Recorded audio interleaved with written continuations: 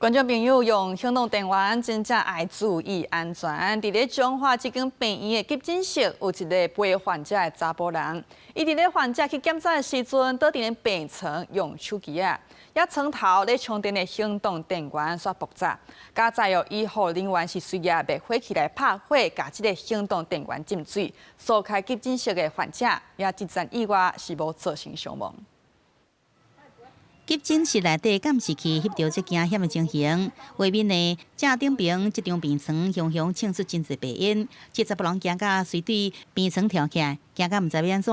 所來過來護理人員趕緊摕拍火器來噴，要甲病床摔對外口去。這個意外發生佇10彰化市漢明基督教病院的急診室內底，當時因為病人去做檢查，留落來陪伴的朋友都佇病床休困，哪看手機啊，無收到床頭充電的行動電源，卻是雄雄家己倒起來。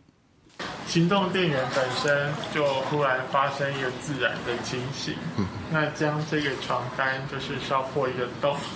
那所幸我們醫院的護理人員有經過很良好的消防訓練，所以及時就拿滅火器將這個火警撲滅掉。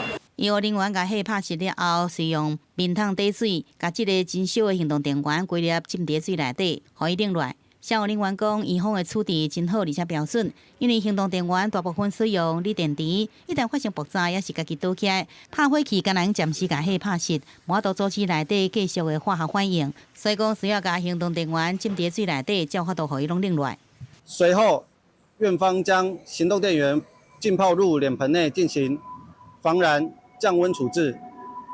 本案件院方處理得當，無人員傷亡及重大財務損失。